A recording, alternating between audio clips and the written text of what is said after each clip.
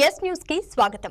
భూ రికార్డుల స్వచ్ఛీకరణ ద్వారా జిల్లాలోని అన్ని మండలాల్లో రెవెన్యూ రికార్డులను గోల్డెన్ రికార్డులుగా తీర్చిదిద్దే చర్యలను ముమ్మరం చేయాలని కడప జిల్లా కలెక్టర్ డాక్టర్ శ్రీధర్ చేరుకురి రెవెన్యూ అధికారులను ఆదేశించారు.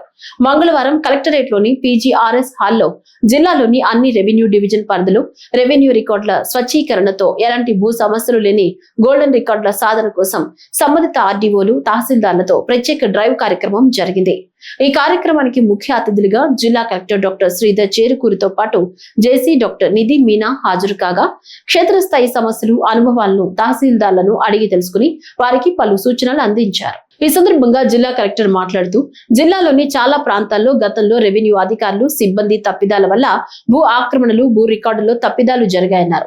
ప్రత్యేకించి బద్వేలు రెవెన్యూ డివిజన్ పరిధిలోని అన్ని మండలాలతో పాటు బి మఠం మండలంలో అధిక సంఖ్యలో భూ సమస్యలు ఉన్నట్లు ప్రజా ఫిర్యాదుల పరిష్కార వేదిక ద్వారా ఫిర్యాదులు అందడం జరిగిందన్నారు. అన్ని మండలాలతో పాటు బి మఠం మండలంలో అధిక సంఖ్యలో భూ సమస్యలు ఉన్నట్లు ప్రజా ఫిర్యాదుల పరిష్కార వేదిక ద్వారా ఫిర్యాదులు అందడం జరిగిందన్నారు. ఈ నేపథ్యంలో జిల్లా యంత్రాంగం ప్రత్యేక టీంల ద్వారా అన్ని గ్రామాల్లో రెవెన్యూ భూ సమస్యల పరిష్కారం కోసం ప్రత్యేక చర్యలు చేపట్టడం జరిగిందన్నారు.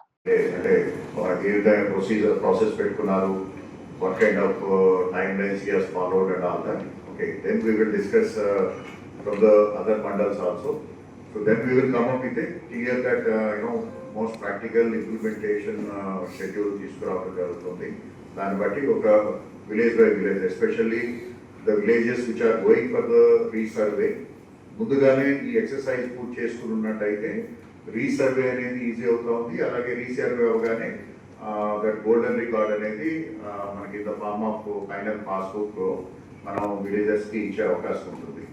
So that's why I want to do this exercise before we go for the ఈ సెక్షన్ ప్రకారం సార్ చాలా కంప్లైంట్స్ రెగ్యులర్గా మనకు డైలీ వచ్చే గ్రీవెన్స్ అయితేనేమి ఎవరి మండే వచ్చే గ్రీవెన్స్ అయితేనేమి దీంట్లో మనకు చాలా గ్రీవెన్సెస్ వస్తున్నాయి. అలాగే లోకల్ ఎమ్మెల్యే గారు కూడా కంప్లైంట్ చేయడం జరిగింది సార్. ఈ అన్నిటి దృష్ట్యా ఒక టీమ్స్ ఫామ్ చేశారు సార్. టోటల్ భీమటం మండలం గాను ఈచ్ విలేజ్కు ఒక టీమ్ను ఫామ్ చేశారు సార్. సో అంటే ఈ టీంలో ఒక విలేజ్ సర్వే ల్యాండ్స్ వచ్చినాయి. ఇవన్నీ కూడా it's the deemed that they are all perfect in shape. So ఈ ఆడిట్ రిపోర్ట్ అనేది మేబీ అరౌండ్ 30-40 పేజెస్ ఉండొచ్చు. ఈ 30-40 పేజెస్లో తయారైనటువంటి audit report is going to be a bible to you for the future. So next year మీరు ఇదే విధంగా మళ్ళా ఆడిట్ రిపోర్ట్ అనేది మీరు ఒకసారి కాదు కదా, every year you have to do it. So next ఇయర్కి వచ్చేటప్పటికి ఫ్రమ్ తనపై నమోదైన కేసులు గాని భవిష్యత్తులో నమోదయ్యే కేసులు గాని ధైర్యంగా ఎదుర్కొనేందుకు సిద్ధంగా ఉన్నానని స్పష్టం చేశారు రైల్వే కోడూరు ఎమ్మెల్యే అరవ శ్రీధర్. తనపై వచ్చిన లైంగిక ఆరోపణల నేపథ్యంలో జనసేన విచారణ కమిటీ ముందు ఆయన హాజరయ్యారు. ఈ సందర్భంగా ఆయన కమిటీ ముందు తన వివరణను అందించారు. వచ్చిన ఆరోపణలపై ఆయన స్పందిస్తూ విచారణ కమిటీ నివేదిక వచ్చిన తర్వాత పార్టీ అధిష్టానం తీసుకునే నిర్ణయానికి కట్టుబడి ఉంటారని తెలిపారు. ఇటీవల అసెంబ్లీలో మాట్లాడినట్లు సోషల్ మీడియాలో విడుదలైన వీడియోపై కూడా అరవ శ్రీధర్ క్లారిటీ ఇచ్చారు. ఇది పూర్తిగా మా ఇద్దరి మధ్య వ్యక్తిగత వ్యవహారమని దీనిని పార్టీకి రుద్దవద్దు అంటూ వ్యాఖ్యానించారు. పార్టీ అధిష్టానం తుది నిర్ణయం వెలువడిన తర్వాత తాను తిరిగి ప్రజా బాహుళ్యంలోకి వస్తానని ప్రకటించారు. ఈ సందర్భంగా మీడియా అడిగిన ప్రశ్నలకు ఎమ్మెల్యే అరవ శ్రీధర్ సమాధానాలు ఇచ్చారు. ఏదైతే ఈరోజు మన జనసేన పార్టీ అధ్యక్షుల వారు ఏదైతే కమిటీ ఇచ్చారో ఆ కమిటీకి నాకేం జరిగిందో పూర్తి వివరణ ఇవ్వడం జరిగింది. అదేవిధంగా పార్టీ అధ్యక్షులు గౌరవ శ్రీ పవన్ కళ్యాణ్ గారు ఏదైతే రాష్ట్ర ఉప ముఖ్యమంత్రిగా ఉన్నారో ఆయన నిర్ణయం తీసుకుంటారు. ఆయన నిర్ణయం తీసుకున్న తర్వాత నేను మళ్ళీ మరొక మారి ప్రెస్ మీట్ పెట్టి ఇంకా పూర్తిగా క్లారిటీ ఇస్తా అని చెప్పి మీడియా మిత్రులందరికీ తెలియజేస్తాను. మరొకసారి ఇప్పుడు కావచ్చు, ముందు కావచ్చు, ఇప్పుడు కావచ్చు, ఇంకా ముందు కావచ్చు, లేకపోతే ఇంకా రాబోయే గంటలు కావచ్చు, రోజులు కావచ్చు, ఎన్ని కేసులైనా ఎదుర్కోవడానికి నేనున్నాను. నేను ఎదుర్కొంటా. వాళ్ళు 100 కేసులు పెట్టినా కూడా నేను వాళ్ళు క్లారిటీగా విత్ పిన్ టు పిన్ ఇప్పుడు ఏదైతే కమిటీకి ఇచ్చానో అదే విధంగా నేను మళ్ళా కోర్టుకు కావచ్చు, లేకపోతే ఇంకేదైనా కమిటీకి కావచ్చు, చట్టపరంగానే నిర్ణయాలు తీసుకోవాలని చెప్పి నేను ఈరోజు మీ మీడియా మిత్రులందరికీ తెలియజేస్తాను. నియోజకవర్గ ప్రజలకు కానీ జనసేన పార్టీ కార్యకర్తలు ఏం చెప్తారు? నియోజకవర్గ ప్రజలకి జనసేన కార్యకర్తలు కానీ నియోజకవర్గ ప్రజలు కానీ ఏం చెప్తారు ఈ వివాదం పైన? అభిప్రాయాలతో ఉన్నారు వాళ్ళు, అపోహలతో ఉన్నారు. నాకు ఎవరైతే ఆ వ్యక్తికి జరిగిందో పూర్తిగా ఇది వ్యక్తిగత విషయం. దయచేసి ఎవరు కూడా పార్టీలకి రుద్దొద్దు. ముఖ్యంగా జనసేన పార్టీ అనే పేరు ఎత్తకుండా వ్యక్తిగత జరిగిన విషయం కాబట్టి వ్యక్తిగతంగానే నేను కమిటీకి సబ్మిట్ చేశాను. కమిటీ ఏదైతే మన పార్టీకి చెప్తుందో అదేవిధంగా పార్టీ కూడా నాకు చెప్తారో ఆ చెప్పిన తర్వాతే నేను ముందుకెళ్తాను. సరే, ఇది ప్రజాబాహుళ్యం కాదా? ఒక నిమిషం ఇది ప్రజాబాహుళ్యం కాదా? ఇంత ఓపెన్ ఇంత ట్రాన్స్పరెంట్ బయట ఉంటే ఏందండి? మీరు ప్రజాబాహుళ్యంలోకి ఎప్పుడు వస్తారు? ప్రజాబాహుళ్యంలోకి ఎప్పుడు వస్తారు? ఇప్పుడు ఎక్కడున్నారు మీరు? ఎక్కడున్నారు ఇప్పుడు? నేను మాట్లాడతాను.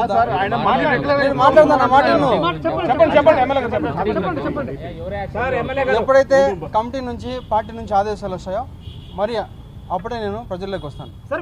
నిజమా కాదని మీరు చూశారు. దానికి కూడా నేను కమిటీకి ఒక క్లారిటీ ఇచ్చాను, ప్రూఫ్స్ కూడా సబ్మిట్ చేశాను. కమిటీ ఏదైతే డెసిషన్ తీసుకున్న తర్వాతే మళ్ళీ నేను ఒకసారి ప్రెస్ మీట్ పెట్టి ప్రతి ఒక్క మీడియా మిత్రుడికి నేను విడమర్చి విత్ ప్రూఫ్స్ తో కూడా మళ్ళీ సబ్మిట్ చేస్తాను. ఏ ఒక్కరు కూడా క్యాన్సర్ బారిన పడకుండా ముందస్తు జాగ్రత్తలతో క్యాన్సర్ రహిత సమాజాన్ని మార్చడమే రాష్ట్ర ప్రభుత్వ ప్రధాన ధ్యేయమని కడప జిల్లా కలెక్టర్ డాక్టర్ శ్రీధర్ చేరుకూరి పేర్కొన్నారు. నేడు ప్రపంచ క్యాన్సర్ నిర్మూలన దినోత్సవాన్ని పురస్కరించుకుని ఆయన ప్రత్యేక వీడియో సందేశాన్ని ఇచ్చారు. సమాజంలో క్యాన్సర్ వ్యాధిని సమూలంగా దూరం చేసే దిశగా ప్రత్యేక ప్రణాళిక ద్వారా ప్రతి కుటుంబాన్ని క్యాన్సర్ రహిత ఆరోగ్య కుటుంబంగా మార్చే దిశగా ముందడుగు వేస్తోందన్నారు. అందులో భాగంగానే బుధవారం జిల్లాలోని అన్ని గ్రామ పట్టణ స్థాయిల్లోని అన్ని ప్రభుత్వ ఆరోగ్య కేంద్రాల్లో ఉచిత క్యాన్సర్ స్క్రీనింగ్ టెస్టులను నిర్వహించడం జరుగుతోందన్నారు. ఇప్పటికే ఈ కార్యక్రమానికి సంబంధించి ప్రతి కుటుంబానికి వైద్య సిబ్బంది ద్వారా ప్రత్యేక ఆహ్వానాన్ని కూడా అందజేయడం జరిగిందన్నారు. ఆరోగ్యకరమైన సమాజ స్థాపన కోసం ప్రభుత్వం జిల్లా యంత్రాంగం చేపడుతున్న ఉచిత క్యాన్సర్ స్క్రీనింగ్ టెస్టులను ప్రతి కుటుంబం సద్వినియోగం చేసుకోవాలని కోరారు. 18 సంవత్సరాలు నిండిన ప్రతి స్త్రీ పురుషులు ఆరోగ్య కేంద్రాల నుంచి ఇంటి వద్దకు వచ్చే వైద్య సిబ్బంది వద్ద వారి వివరాలను నమోదు చేసుకుని ఈ స్క్రీనింగ్ టెస్టులను చేయించుకోవాలన్నారు. 18 సంవత్సరాలు పైబడి ఉన్నటువంటి ప్రతి ఒక్కరూ కూడా ఆడవారు కానీ మగవారు కానీ ఈ యొక్క క్యాన్సర్ స్క్రీనింగ్ లో పాల్గొనవలసిందిగా కోరుతున్నాం. ఎందుకంటే మీ అందరికీ తెలుసు, క్యాన్సర్ అనేది చాలా ముఖ్యమైనటువంటి వ్యాధి. దీనికి ఎర్లీగా గుర్తించినట్టయితే నివారణ అనేది సాధ్యపడుతుంది. ఒకవేళ ఎర్లీగా మనం గుర్తించలేకపోయినట్టయితే చాలా సందర్భాల్లో అది ప్రాణాంతకంగా కూడా మారే అవకాశం ఉంది. కాబట్టి ఈ క్యాన్సర్ నివారణకి ఎర్లీ స్క్రీనింగ్ అనేది చాలా ముఖ్యమైనది. అలాగే మరీ ముఖ్యంగా ఆడవారిలో 18 సంవత్సరాలు పైబడినటువంటి వారిలో ఎక్కువగా ఈ సర్వైకల్ క్యాన్సరు అలాగే బ్రెస్ట్ క్యాన్సర్ వచ్చే అవకాశం ఉంది. కాబట్టి 18 సంవత్సరాలు పైబడినటువంటి ప్రతి ఒక్కరూ కూడా ఆడవారు ఖచ్చితంగా ఈ యొక్క క్యాన్సర్ స్క్రీనింగ్లో పార్టిసిపేట్ చేయండి. అలాగే మీ యొక్క గుర్తింపును కానీ లేకపోతే మీ టెస్టులకు సంబంధించినటువంటి వివరాలను కానీ అత్యంత గోప్యంగా ఉంచడం జరుగుతోంది. కాబట్టి ఎటువంటి అపోహ లేకుండా అందరూ కూడా ఈ క్యాన్సర్ స్క్రీనింగ్ చేసుకోవాలి. తద్వారా ఈ క్యాన్సర్ పై మనం విజయాన్ని సాధించడం అనేది అవకాశం ఉంది. దయచేసి అందరూ కూడా క్యాన్సర్ నివారణలో భాగస్వాములు అవ్వండి. క్యాన్సర్ పై విజయం స్క్రీనింగ్తో మాత్రమే సాధ్యం. Thank you. రాష్ట్రంలో వైఎస్ఆర్ కాంగ్రెస్ పార్టీ నాయకులపై దాడులు చేసేది తిట్టేది టీడీపీ నాయకులే. తిరిగి వైసీపీ నాయకులపై కేసులు పెట్టడం కూడా టీడీపీ నాయకులే అని వైఎస్ఆర్ కాంగ్రెస్ పార్టీ రాష్ట్ర ప్రధాన కార్యదర్శి సతీష్ రెడ్డి మండిపడ్డారు. కడప నగరంలోని వైఎస్ఆర్ కాంగ్రెస్ పార్టీ కార్యాలయంలో మంగళవారం ఆయన మాట్లాడుతూ రాష్ట్రంలో మాజీ మంత్రులు అంబటి రాంబాబు, జోగి రమేష్ ఇళ్లపై దాడి చేయడాన్ని ఆయన తీవ్ర స్థాయిలో ఖండించారు. ప్రజలను తప్పుదోవ పట్టించేందుకే డైవర్ట్ పాలిటిక్స్ చేస్తున్నారని ఎద్దేవా చేశారు. రాబోయే రోజులు అధికారం మారితే పరిస్థితులు ఎలా ఉంటాయో గుర్తు పెట్టుకోవాలంటూ హెచ్చరించారు. దీని మీద దర్యాప్తు చేసి వాళ్ళు నివేదిక ఇస్తే ఆ నివేదికలో ఎటువంటి జంతు కొవ్వు కూడా ఈ యొక్క లడ్డులో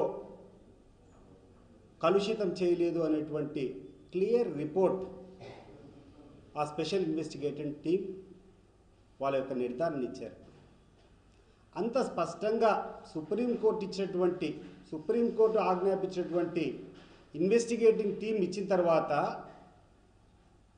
ఈ ప్రభుత్వం వీళ్ళకున్నటువంటి చేతగానితనం వల్ల వీళ్ళకున్నటువంటి చేతగాని వైఫల్యాలన్నిటి కూడా ప్రజలు ప్రశ్నించకూడదని చెప్పి ఒక కొత్త రకమైనటువంటి దాడి అపోజిషన్ మీద చేస్తూ ఉంది. సామాన్యంగా ప్రజాస్వామ్యంలో అధికారంలో ఉన్నటువంటి పార్టీ పైన ప్రతిపక్షంలో ఉన్నటువంటి వాళ్ళు ప్రజల పక్షాన పోరాటం చేస్తూ ప్రజలకు మేలైనటువంటి సదుపాయాలు కల్పించేదానికి అనేక విమర్శలు చేస్తూ ఉంటాం. ఇది ఎంతో కాలంగా వచ్చేటువంటి ఆనవాయితీ. ఈరోజు ఈ ప్రభుత్వం అనేది ప్రభుత్వంకి ఎంత బాధ్యత ఉందో ప్రభుత్వంలో ఉన్నటువంటి పెద్దలకు వాళ్ళకు ఒక చెక్ పెట్టేదానికోసమే ఈరోజు ఈ అపోజిషన్ పార్టీ ఉంది. ప్రజల్లో మీరు చులకలు అవుతున్నారు కాబట్టి ప్రజల్లో ఈరోజు ఎక్కడ చూసినా ఒకటే వాదన. ఇంత అసత్యానికి, ఇంత ఘోరమైనటువంటి నీచమైనటువంటి ప్రచారానికి ముఖ్యమంత్రిలో ఉన్నటువంటి స్థాయిలో ఉన్నటువంటి వ్యక్తి దిగజారచ్చా?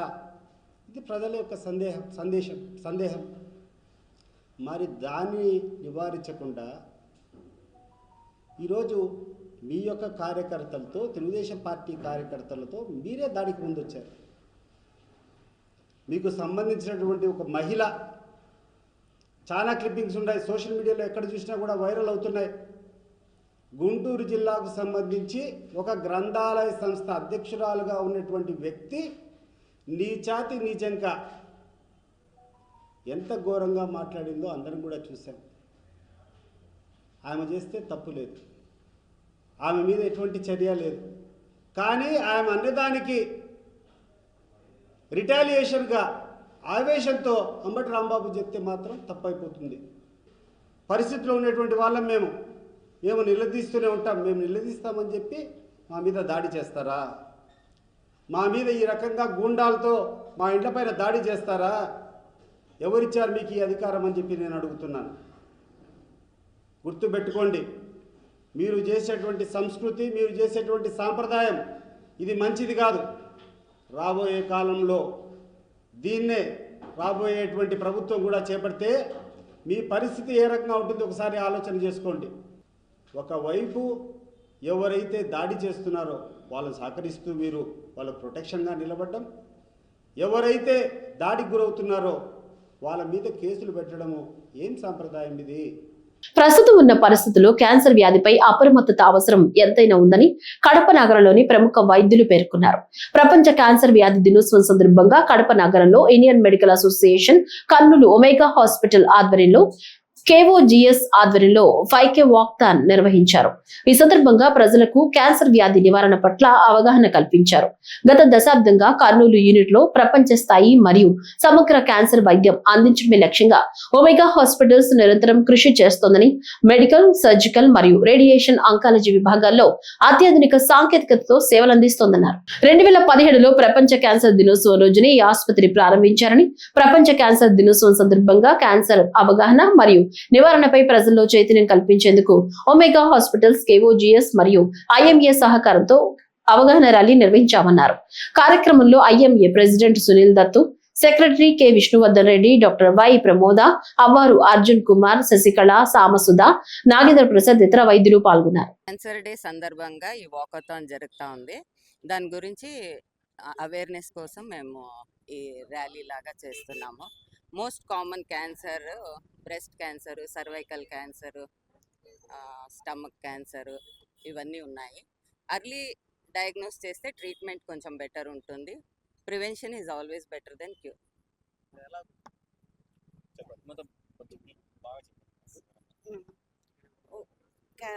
క్యాన్సర్ అనేది ఇప్పుడు చాలా ర్యాంపెంట్గా ఉంది. The most common cancer in women is breast. Next comes the cervical cancer. ఈ సర్వైకల్ క్యాన్సర్ అనేది మన ఇండియాలో ఎక్కువ ఉంటుంది. దీనికి this is the only cancer vaccine ఉండే క్యాన్సర్, హెచ్పివి వ్యాక్సిన్ అనేది. ఇది హ్యూమన్ ప్యాపిలోమా వైరస్ అనే వైరస్ వల్ల వచ్చే క్యాన్సర్ కాబట్టి we have the vaccine for that. So ఈ వ్యాక్సిన్ని 9 years గర్ల్స్ నుంచి you can start the vaccine. So అందరూ ఫ్రమ్ స్కూల్ ఏజ్ నుంచి పేరెంట్స్ ఇనిషియేటివ్ తీసుకొని ఈ హెచ్పివి వ్యాక్సిన్ అనేది ఆడపిల్లలకి ఫ్రమ్ 9 years నుంచి స్టార్ట్ చేయాలి. ఇఫ్ ఎట్ ఆల్ ఒక 14 years అట్లా స్టార్ట్ చేస్తే కూడా 3 doses వేసుకోవాలా, లేదంటే 9 years స్టార్ట్ చేస్తే 2 dosesకి. ఇది is the only cancer which can be prevented by vaccine. అదే కాకుండా మోస్ట్ ఆఫ్ ద క్యాన్సర్స్ వచ్చి మనం లైఫ్ స్టైల్ ప్రాబ్లమ్స్ వల్లనే వచ్చేది. So we have to change our life style. ముఖ్యంగా మన ఈటింగ్ హ్యాబిట్స్, హెల్తీగా ఉండడం, న్యూట్రిషియస్ ఫుడ్ తీసుకోవడము, రోజు కొంచెం ఎక్సర్సైజ్ చేయడము, అదేలాగా స్ట్రెస్ నుంచి బయటికి రావడం మొదలైన ఈ కొన్ని జాగ్రత్తలు తీసుకుంటే క్యాన్సర్ అనేది కొంచెం పర్సంటేజ్ తగ్గవచ్చు. ఇదే కాకుండా screening also it's very important. Because ఇప్పుడు స్క్రీనింగ్ అంతా చాలా బాగుంది. బ్రెస్ట్ స్క్రీనింగ్ అనేది ఆడవాళ్ళల్లో సెల్ఫ్ ఎగ్జామినేషన్ కూడా ఉంటుంది. అదే కాకుండా yearly 3 years from 40 years they have to start mammogram also. అదేలాగా సర్వైకల్ క్యాన్సర్స్ కూడా ఫ్రమ్ 35 years పాప్స్మియర్ అనే టెస్ట్, ఇంకొకటి హెచ్పివి టెస్ట్ మొదలైన టెస్ట్తో స్క్రీన్ చేయొచ్చు. Once in 3 years first start చేసుకొని దాని తర్వాత ఆఫ్టర్ నెగటివ్ ఉంటే ఇయర్లీ కూడా చేసుకోవచ్చు. సో క్యాన్సర్ అనేది స్క్రీనింగ్ టెస్ట్ వల్ల మీరు తొందరగా డయాగ్నోస్ చేసుకుంటే ఎర్లీ డయాగ్నోసిస్ ఇస్ మంచి సక్సెస్ రేట్ ఉంటుంది. అంతకన్నా ముఖ్యం prevention is always better than cure. So always మన హెల్తీ లైఫ్ స్టైల్స్తో ఈ క్యాన్సర్ పర్సంటేజ్ని తగ్గించవచ్చు. Thank you. రాష్ట్రంలో ప్రజాస్వామ్యం లేదని, ఒకవేళ ప్రజాస్వామ్యానికి విలువ లేదని కూటమి ప్రభుత్వంలో విచ్చలవిడిగా దళితులు, వెనుకబడిన ప్రజలపై అక్రమంగా దాడులు చేస్తున్నారని వైఎస్ఆర్ కాంగ్రెస్ పార్టీ జిల్లా అధ్యక్షుడు రవీంద్రనాథ్ రెడ్డి మండిపడ్డారు. కడప నగరంలో వైఎస్ఆర్ కాంగ్రెస్ పార్టీ కార్యాలయంలో ఆయన మేయర్ పాక సురేష్ తో కలిసి మీడియా సమావేశం నిర్వహించారు. ప్రస్తుత కూటమి ప్రభుత్వంలో సామాన్య మానవులు బ్రతికే పరిస్థితి లేదని, కొత్త సంస్కృతి తెస్తున్నారన్నారు. గతంలో అంబేద్కర్ రాజ్యాంగం నడిచేది, ఇప్పుడు రెడ్ బుక్ రాజ్యాంగం నడుస్తుందన్నారు. తిరుమల లడ్డూ విషయంలో సొంత మనుషులతో సిట్ వేసి విచారణను తప్పుదోవ పట్టించాలని చూశారని, సుప్రీంకోర్టుకు వెళ్లడం వల్ల నిజానిజాలు బయటకు వచ్చాయి, ఏ కల్తీ లేదని తేలిందన్నారు. గతంలో ఓటుకు నోటు కేసులో పట్టుబడి పొందనలేని మాటలు మాట్లాడి డైవర్ట్ చేసిన ఘనుడు చంద్రబాబు అని ఎద్దేవా చేశారు.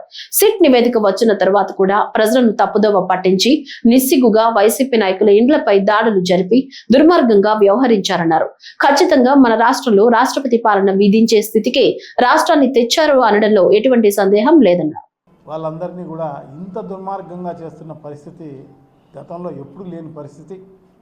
సో కొత్త సంస్కృతిని తెలుగుదేశం పార్టీ కూటమి ప్రభుత్వం అమలు చేస్తున్న పరిస్థితి మనం చూస్తున్నాం. గతంలో అంబేద్కర్ రాజ్యాంగం ప్రకారం ప్రభుత్వాలు జరిగిన పరిస్థితి. సో ఇప్పుడు రెడ్ బుక్ రాజ్యాంగం అని చెప్పేసి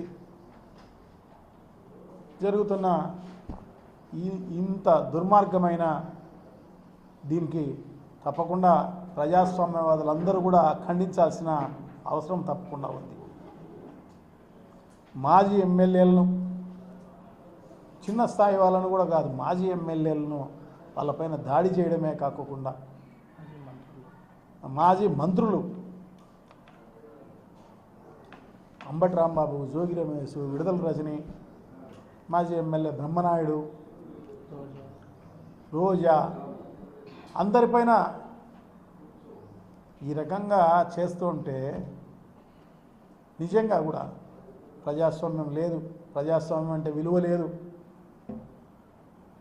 మరి వేరే వాళ్ళపైన బురద చల్లే కార్యక్రమం వైఎస్ఆర్ కాంగ్రెస్ పార్టీ రాజారెడ్డి రాజ్యాంగం, ఇంకొకటి రాజ్యాంగం అని చెప్పేసి ఏమీ చేయకపోయినా గత ప్రభుత్వం పైన నిందలు వేసి బురద చల్లే కార్యక్రమం గతంలో చేసిన పరిస్థితి మనం చూసినాం. సో ఇంత దుర్మార్గంగా ఎప్పుడు లేని పరిస్థితి. సో దానికి సంబంధించి తిరుమల తిరుపతికి సంబంధించి ప్రజల మనోభావాలు, భక్తుల మనోభావాలు దెబ్బతినే తీసే విధంగా ఈ రకంగా అంతా కూడా వ్యవహరించిన కార్యక్రమం నిజంగా కూడా ప్రజలందరూ కూడా బాధపడుతున్నారు, హిందువులందరూ కూడా బాధపడుతున్నారు. వాళ్ళ మనోభావాలన్నీ కూడా దెబ్బతినే కార్యక్రమంలో భాగంగా చంద్రబాబు నాయుడు గారు ఆయన ముఖ్యమంత్రిగా ప్రమాణ స్వీకారం చేసిన మొదటిసారి టీటీడీకి తిరుమలకు వచ్చి ఈ రకంగా అభియోగాలు చేసి ఆ అభియోగాలను ప్రూవ్ చేసి అందరినీ కూడా లోపల జైల్లో వేసేయాలా, వాళ్ళందరిపైన కక్ష సాధింపుగా చేసే కార్యక్రమం అంతా కూడా చేయాలన్న ఉద్దేశంతో ఈ రకంగా ప్రచారం చేసే కార్యక్రమం చేయడం జరిగింది.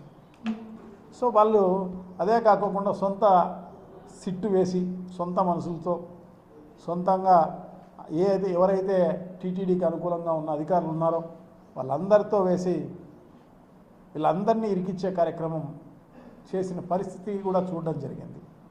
ఏదో మా వైవి సుబ్బారెడ్డి గారు సుప్రీంకోర్టులో వేసినందువల్ల సుప్రీంకోర్టు ఒక సిట్టు వేస్తే ఆ సుప్రీంకోర్టు కూడా ఆ సిట్టు కూడా చాలా కాలం పాటు అందరినీ ఎంక్వైరీ చేసి విచారణ చేసి అన్ని మైసూర్ ల్యాబ్ అయితేనేమి, ఢిల్లీ ల్యాబ్ అయితేనేమి, ఈ ల్యాబుల్లో అంతా కూడా రిపోర్టులు తెప్పించుకొని ఆ రిపోర్టు సబ్మిట్ చేస్తే వీళ్ళు అభియోగం చేసినట్టుగా జంతు కొవ్వు, చేప నూనె ఇవన్నీ ఏమీ కలపలేదు. ఎప్పుడు కూడా అంటే 2019 నుంచి 24 వరకు. కడప నగరంలోని బిల్డప్ సర్కిల్ సమీపంలో వెలిసిన శ్రీ విజయ దుర్గాదేవి ఆలయంలో వార్షిక బ్రహ్మోత్సవాలు వైభవంగా కొనసాగుతున్నాయి. నిన్న సాయంత్రం అమ్మవారికి కళ్యాణోత్సవం ఊరేగింపు నిర్వహించారు. ఈ సందర్భంగా అమ్మవారికి తెల్లవారుజాము నుంచి విశేషమైన అభిషేకాలు, పంచామృత అభిషేకాలు, హోమాలు నిర్వహించారు. అనంతరం అమ్మవారిని ప్రత్యేకంగా కనుల విందుగా అలంకరించి భక్తులకు దర్శన భాగ్యం కల్పించారు.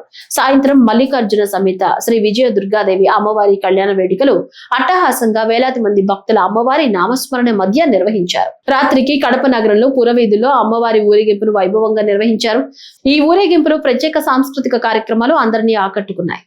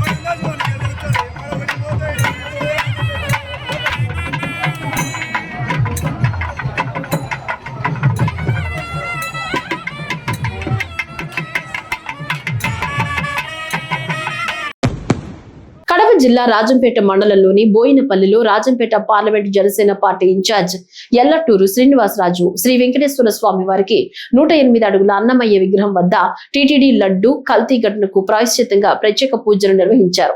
కలియుగ ప్రత్యక్ష దైవంగా భావించే శ్రీ వెంకటేశ్వర స్వామి వారి తిరుమల తిరుపతి దేవస్థానంలో లడ్డు తయారీలో కల్తీ నెయ్యి వాడి కోటాది మంది భక్తుల మనోభావాలను వైసీపీ ప్రభుత్వం తీవ్రంగా దెబ్బతీసిందని, టీటీడీ లడ్డు తయారీలో కల్తీ నెయ్యి వాడకంపై సిట్ దర్యాప్తులో వెలుగు చూశాయని ఎల్లటూరు శ్రీనివాసరాజు అన్నారు. చేసిన పాపం ఎవరిని వదిలిపెట్టదని, దేవుడి దగ్గర పాపాలు చేస్తే అందరూ తప్పకుండా కర్మ అనుభవిస్తారన్నారు. నమో వెంకటేశాయ.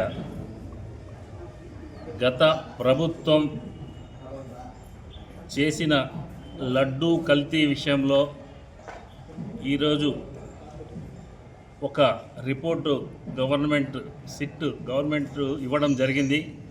అందులో భాగంగా ఈరోజు రాష్ట్రమంతా కాదు దేశమంతా కూడా భక్తుల మనోభావాలు దెబ్బతీస్తూ రసాయనిక కల్తీ లడ్డును తయారు చేసి ప్రజల ఆరోగ్యాలను వారి యొక్క విశ్వాసాన్ని నమ్మకాన్ని నాశనం చేసే విధంగా గత పాలకులు చేయడం జరిగింది. వారు చేసిన తప్పిదాలను ఈరోజు ప్రజలందరికీ తెలియజెప్పే విధంగా తాళ్ళపాక అన్నమాచార్యుల వద్ద నుండి మేము అందరం కూడా ఒక నిరసన వ్యక్తం చేస్తూ ఇలాంటి తప్పులు ముందు జరగకుండా భక్తుల మనోభావాలకు దెబ్బతీయకుండా వెంకటేశ్వర స్వామి కలియుగ దైవమైనటువంటి వెంకటేశ్వర స్వామి వారికి అపచారం జరగకుండా అన్ని ప్రభుత్వాలు వీటిని చాలా తగు జాగ్రత్తలు తీసుకొని ఈ కల్తీ నెయ్యి కొవ్వు పదార్థాలు ఉండేట్టుగా లేకుండా స్వచ్ఛంగా లడ్డూలు తయారు చేసి ప్రజలకు అందించే విధంగా భక్తులకి అందించే విధంగా అలాగే వారి ఆరోగ్యాలను వారి యొక్క నమ్మకాన్ని చూరగొని ప్రజల్లో వెంకటేశ్వర స్వామి మీద విశ్వాసాన్ని పెంపొందించే విధంగా అన్ని ప్రభుత్వాలు చేయాల్సిందిగా కోరుకుంటున్నాను. అలాగే గత ప్రభుత్వం చేసిన తప్పిదాలను ఇంకైనా ఆ ప్రభుత్వాన్ని బుద్ధి తెచ్చుకొని ఇట్లా తప్పు అని ఒప్పుకుంటే ప్రజలు కూడా వారికి కొద్దిగా క్షమిస్తారు. అలాంటి పనులు ఇంకా ముందు చేయకుండా ఏ ప్రభుత్వం కూడా ఈ వెంకటేశ్వర స్వామి విశ్వాసాన్ని పొందవలసిందిగా కోరుతున్నాను. Thank you. ఈరోజు ఎస్ న్యూస్ వార్తలు ఇంతటితో సమాప్తం. తిరిగి రేపటి వార్తల్లో కలుసుకుందాం.